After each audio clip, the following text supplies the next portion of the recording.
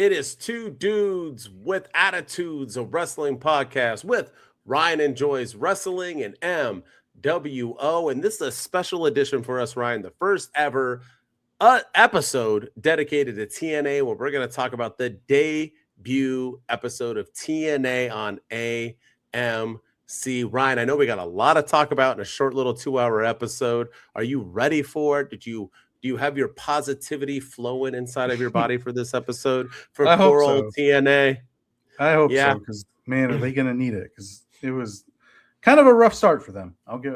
It was WWE started off hot, AEW started off hot, TNA had the opportunity to really start off hot, and I feel like they took a nosedive. But we'll get into it.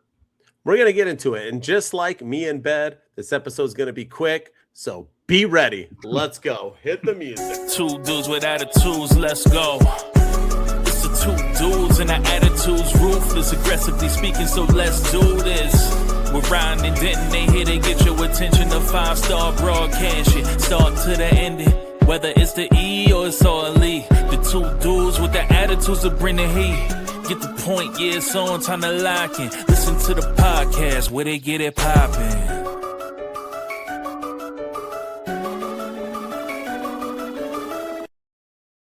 So before we bust into our TNA on AMC first ever episode for them, big new thing, real cable network, so on and so on.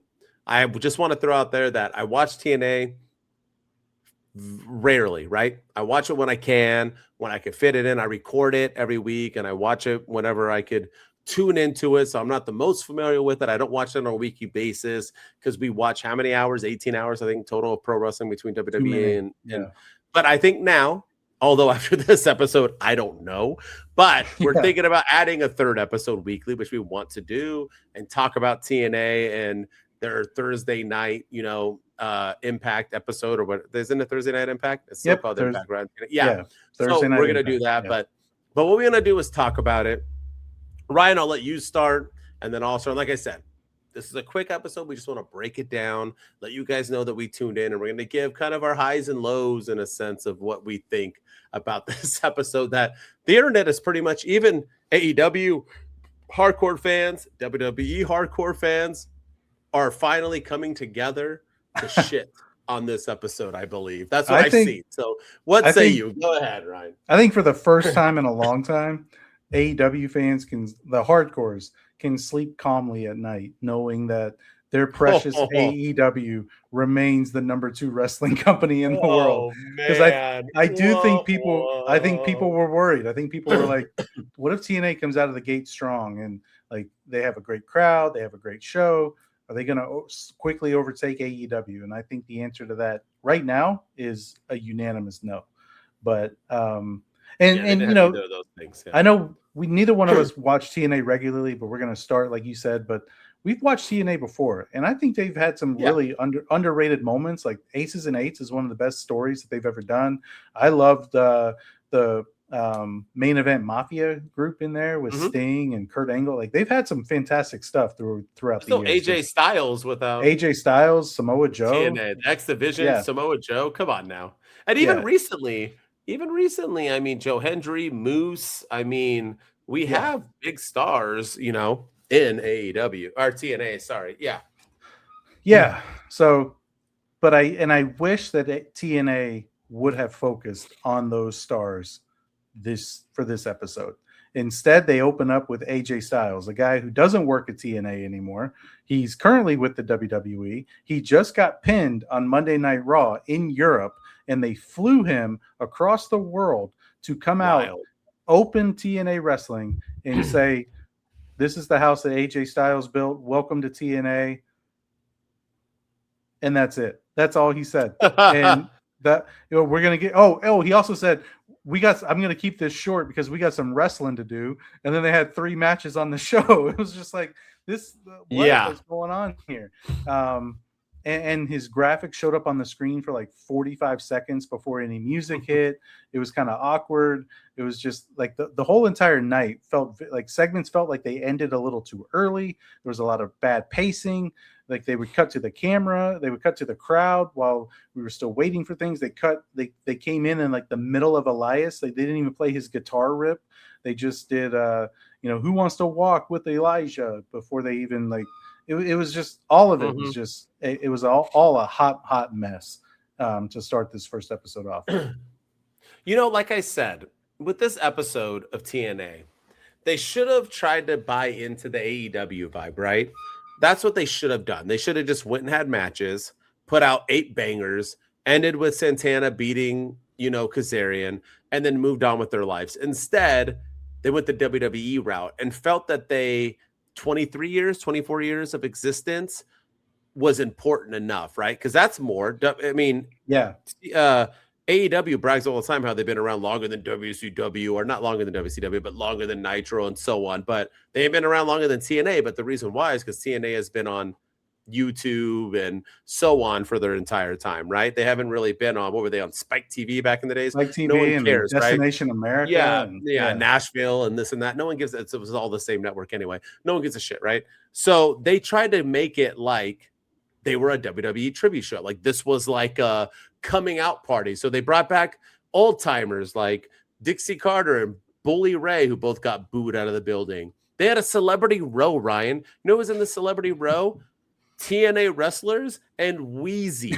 You know who gives a shit about Wheezy? Absolutely no one, except for old horny men who are hoping she gives them a comment response. Like, it was like an embarrassing moment for them. And that's what really hurt. I mean, having AJ Styles open the show, like AJ Styles is great, but most of these young kids now don't remember that AJ Styles was even a part of TNA. They remember him from being like the man that, he said, I'm AJ Styles, the man who, built this, whatever, the house that AJ Styles built. He never said that in TNA. That was SmackDown, the house. Yeah, I know. People don't remember that because this young generation is naive. They only watch what they know now, what us content creators tell them to watch. And so it was kind of like a weird, they did every commercial, or it was like a highlight video of other people that no one really knew. I just felt like they tried too hard to be something they're not.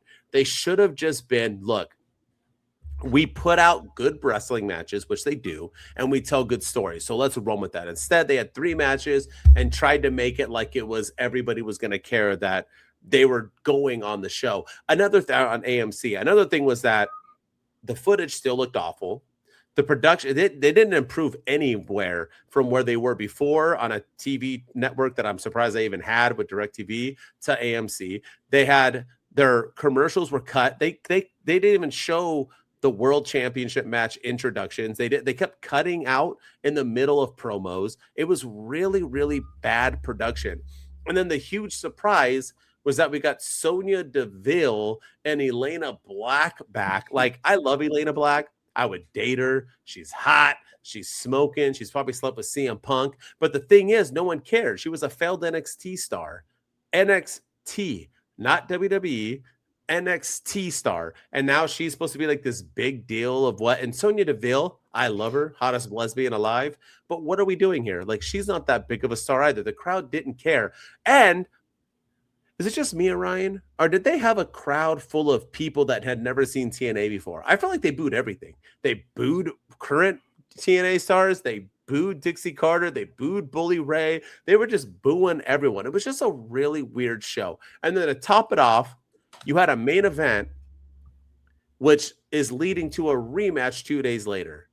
Why not headline the X division or something else if you were going to do that? The knockouts division. Why have this be the match if it was 2 days later? We didn't need Santana to win now. Have him win on Genesis, and maybe people will buy your pay-per-views. You know what I mean? It was just a really weird day all around. And if you had never watched TNA before, if you're a WWE watcher or an AEW watcher, and you were like, let me check this brand out. Let me see. I hate WWE or I hate AEW. I need a second organization to watch.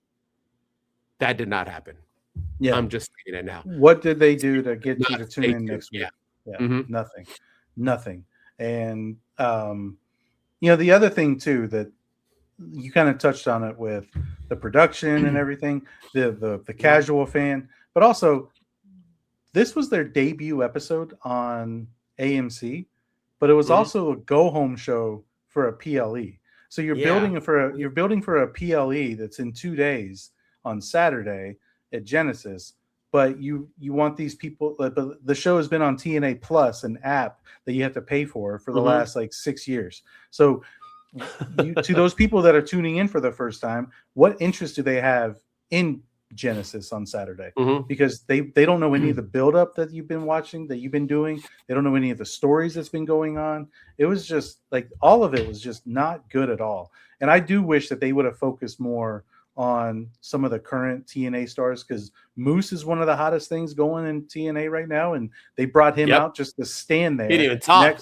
Next to his group with Johnny Curtis retiring on Saturday. Like, who cares that Fandango is retiring? I know. How old is Fandango? 29? Why is it retiring? I'm so confused. Does he get a retirement tour? Like, are we going to get like Fandango shirts and is he going to get a full on tour? But also, like, if you think about it, like, I never ever want to hear anybody bash AEW again because all they do is sign and push ex-WWE stars. Every segment on TNA tonight, Thursday night, featured ex-WWE stars or current WWE stars. You had Santino Marella in like 15 different segments. You had Bully Ray on commentary for the main event. Nick Nemeth came out at the end of the show that didn't even air on TV. A big moment where he tried to cash in his contract. And AJ Styles. He got stopped. AJ Styles opened the show. Cora Jade and Sonya Deville made their debut. You had Zarya and Sol Ruka on the show. Like, I was happy to see Sol Ruka, but the entire episode was all ex or current WWE stars, and not focusing on Mustafa Ali, who's rebuilt himself in AEW or TNA rather. It's going to take some getting used to. You haven't focused on Nick Nemeth, who's rebuilt himself in TNA. You didn't focus at all on Moose, who's one of the best things that's happened to TNA. You didn't focus on any of your X Division stars. You told everyone that Leon Slater he couldn't wrestle on the first episode of Impact because of visa issues, but yet he's on the European tour wrestling tonight on SmackDown. like come on now. Like he literally was on SmackDown in one of the opening matches. Spoiler alert for those who haven't watched SmackDown yet. So I haven't. Thank you. So it's just, I don't know. You could have used this time to build the stars that you have, and instead you relied too heavily. You had the Hardy Boys and Elias. I forgot about them. You focused too heavily on the ex-WWE lore. And look, TNA, this isn't the end for you. It isn't. But everyone remembers a first impression, right? First impressions are everything, right? Yeah. And this was not a good first impression. Do better next week. I don't know why they didn't hold it off to next week. It would have been so much better to have your first debut episode after Genesis. Yeah. New champion, new so on, build it all, have Sonya Deville then come out, Cora Jade, everybody else, boom, bye, bing, bum, boom, have matches. But instead, you kind of rushed it, effed it up, tried too hard on nostalgia that people don't give two shits about. There's something we don't care about is history of TNA. I'm surprised they have a Hall of Fame. I still think that's laughable that they have one. But nonetheless, it is what it is. It was a hard show. I'm going to tune in next week for the opposite reason, right? I want to tune in next week in hopes that they do better, but I'm not a casual fan. And I think any casual fan or anybody who is kind of torn in between if they should check it out is not going to next week. Yeah. And I hate that. And I am curious to see what the ratings will be for this episode and then what the ratings will be for next week's episode. Like, will there be a significant drop? Will they get the million because AJ Styles was there? Will they beat AEW? I don't, maybe this week, but probably not next week. I don't know. They ain't beating AEW this week, bro. That was bad. Yeah. But everything about this was not good. And I hope next week is better. I really do. Really do. Yeah. It also looked, the production was bad. That was the other thing. It was so bad. It looked, I told you, it looked bad. And you showed like the empty seats in the arena like several times, and where Wheezy was sitting with Conman, that whole row was empty. Wheezy. Yeah. That whole row was empty. She was wearing a turtleneck Oh my goodness. And it was just, it was bad. AJ Francis, his entire row was empty. Mm-hmm. It was just not a good show. Not a good show. And let me tell you something. Con-Man, Wheezy, and 8 other people who were completely pointless, and AJ Francis are not celebrities. I don't mean to burst your bubble, but Wheezy and her 100,000 followers, she's not a celebrity, and no one knows who the F Wheezy is. So sorry to break it to you. And Santi's not a celebrity either, but you couldn't even get him TNA. Wah, wah. Yeah, I know. So yeah. Don't ever do that again. WWE can't even do the celebrity row. No, they can't even do it. How the hell did you think you were going to do it? So yeah. Perez Hilton? Hilton? You had him on your... Is he a wrestler now? I don't know. He's like a wrestler. He's like in there. He had purple hair. Like, what the hell when was Perez Hilton a thing? How long? When was he a thing? Yeah. Ouch. It was pretty bad. But let's end it there. I don't want to keep harping on him. I will tune in next week, and hopefully next week we'll have an episode and we'll do a TNA episode. We're trying to squeeze it in, but you got to do better after Genesis TNA. But what can you do? Let us know in the comments what you think. If you agree, disagree. As always, if you want to check me out, I'm at my_wrestling_opinion. I'm going to post something on TikTok too about this. With me, as always, is Ryan enjoys wrestling on all the social media platforms, so go follow me over there. Go follow us on TikTok at 2 Dudes with Attitudes, on YouTube at 2 Dudes with Attitudes, Instagram 2 Dudes with Attitudes Podcast, Twitch 2 Dudes _ with Attitudes, and X at 2 Dudes with Attitudes PC. And then we're also on audio, Spotify, Apple, anywhere you get your audio platform podcast. So go listen to us. Go drop us a follow and ratings over there. We're in the top 10% of all listened to wrestling podcasts. So help us climb into the top 5%, the top 1%. Sir.